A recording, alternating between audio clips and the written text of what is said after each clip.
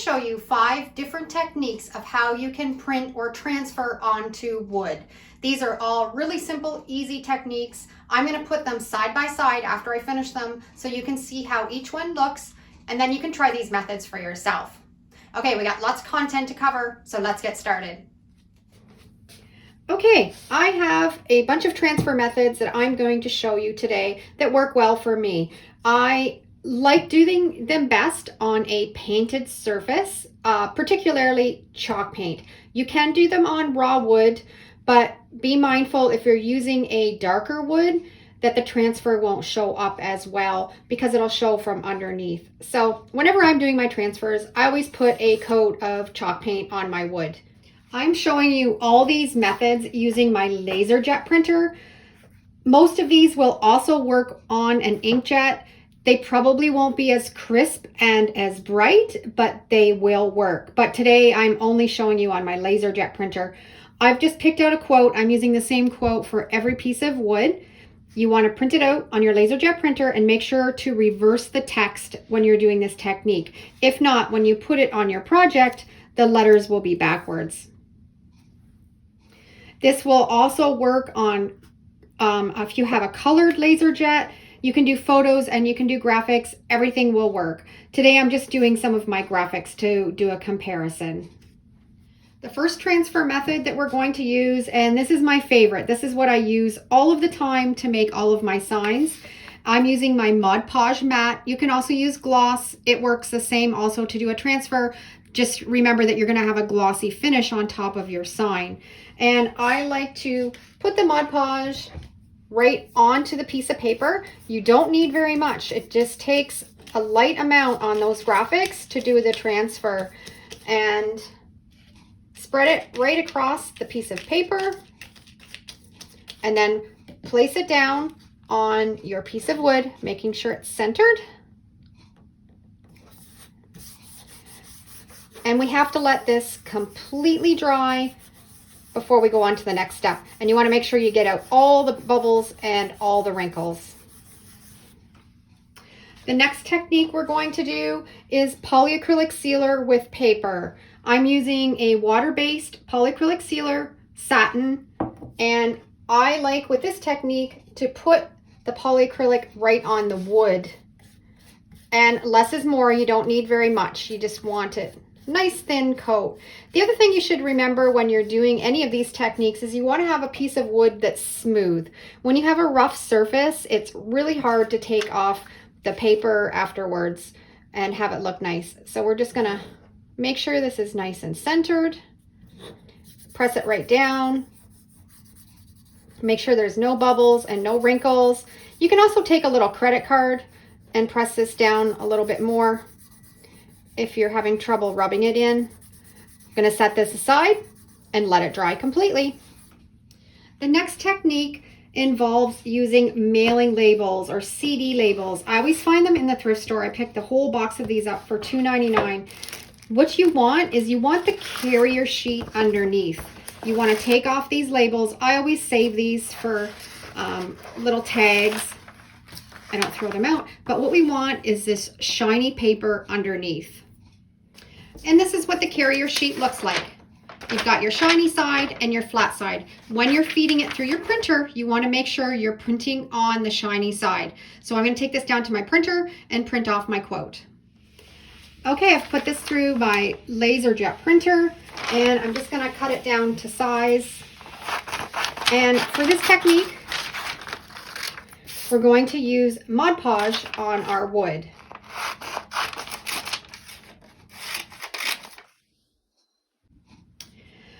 When doing this technique, I don't like to put the Mod Podge on the carrier sheet. I like to put it on the wood. If you're putting it on the carrier sheet, you have the possibility of making that ink smear or run. So we're going to just put a light coat across this wood. You don't need a whole lot. If you get too much, it bubbles and it wrinkles really easy and it's not a nice smooth transfer. So that should be good. You're going to just very carefully, you don't want to touch where the ink is because you could smear it. Get it right where you want it. And then what I like to do, I like to use a little credit card or a little plastic card and push that carrier sheet right into that Mod Podge. Make sure it's nice and smooth. That looks perfect. We're going to set it aside and let it dry. Next transfer method is quite similar to the last one that we just did. Again, we used that carrier label sheet and printed it off on the LaserJet printer. And we're just going to cut it off to size. And we're going to use the Polyacrylic Sealer on this one. And we're going to, again, put it on the wood. We don't want to put it on the carrier sheet because you could have a tendency for the ink to smear or rub. Light coat, you don't need a whole lot for it to work. That's probably good. Make sure it's nice and smooth. You want to center. Try not to touch the ink. Center it exactly where you want it. We're going to take that credit card, make sure it's nice and smooth and push down really well. And we're going to set it aside and let it dry. The next technique that I'm going to show you is an iron-on method. This one is really quick and really easy. I find it doesn't work maybe as well as the other techniques, but in a pinch, if you have to finish something up quickly and it kind of gives it a real rustic look, this might be a technique that you want to try. Again, you don't need anything on your wood. Just lay it right down on the wood. I like to put a piece of parchment paper over top of it. And you have to make sure when you're doing this technique, you don't move that carrier sheet around or your ink will smudge. I am just using a regular household iron.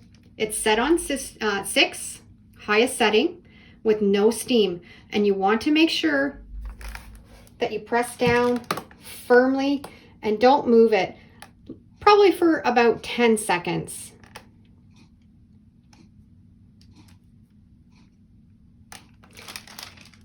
Just very carefully lift it up and you can check to see how your transfer is going. Starting to a little bit. I find this is kind of a 50-50 technique. Sometimes it'll work really well and sometimes it won't work at all. So we'll see what happens with today. Okay, so this might be a 50% failure. Yes, it didn't really transfer all that great. Maybe my iron doesn't get quite hot enough, but I just find sometimes it just works really well and sometimes it doesn't. Today, it didn't work that great. It's not something that I really come to this kind of technique to use all that often when the other ones work much better. Okay, so we have all 5 techniques already and we're just waiting for them to dry. We already know the iron-on was a fail. It's a 50-50. Sometimes it works, sometimes it doesn't. You can try it out, but it's not one that I would recommend if you're going to be doing lots of transfers. So we have our paper Mod Podge and our paper polyacrylic, and then our label with the Mod Podge and our labels with the polyacrylic. Now the Mod Podge takes a little bit longer to dry. I like to usually leave these overnight for about 24 hours to dry. The polyacrylic does dry faster, usually in 3 or 4 hours. These ones are ready to finish off. I'm just going to leave all these till tomorrow so they all have a really good drying time, and we'll be back and we'll see how they turn out. Okay, it's the next day and everything is completely dry. I'm going to do the paper Mod Podge first. I just have a little rag and some water in a dish, and you just want to just dampen it so you can just start to see the letters show through, and then you just rub off the paper. This is actually my favorite method, my go-to method when I make all of my signs.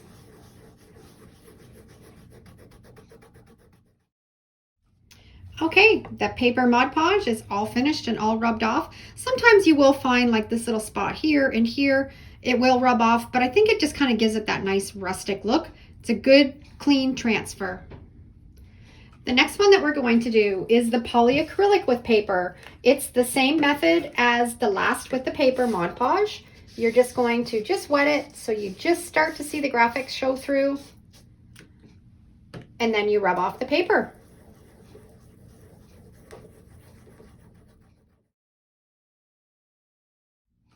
And there's the transfer finished with the paper, with the polyacrylic.